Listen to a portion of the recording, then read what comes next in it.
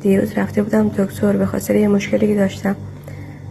وقتی رفته بودم اونجا و ویزیت شدم، دکتر بنابر تشخیصش گفت که باید 2 آزمایش انجام بدی و منم چون از این مشکلم یکم میترسیدم مجبور شدم اون 2 آزمایش رو قبول کنم و هزینه‌اش رو واریز کنم و تا انجام بدم و هزینه‌اش مقدار زیادم میشد 2 آزمایشه.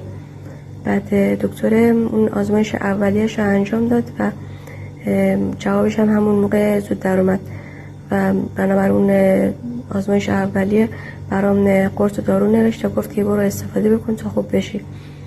بعد من به اون دکتر گفتم خب اون آزمایش دومی رو نمیخواین انجام بدین؟ دکتر گفت که نه، با همین آزمایش اولیه کارت را افتاده. بعد من گفتم خب اون آزمایش دومی رو انجام نمیدین، اون هزینه‌اش رو بهم برگردونید. دکتر گفت که نه، با همین آزمایش اولیه کلا حساب شده و برگردونده نمیشه. و من این مقدار اونجا باش بحث کردم، اما خب نتیجه ای نداد و از اونجا دیگه مجبور شدم بلنشم بیام و اینجوری دیگه بگم یه جوری کلاهبرداری کرد دکتره و هزینه اضافی ازم گرفت.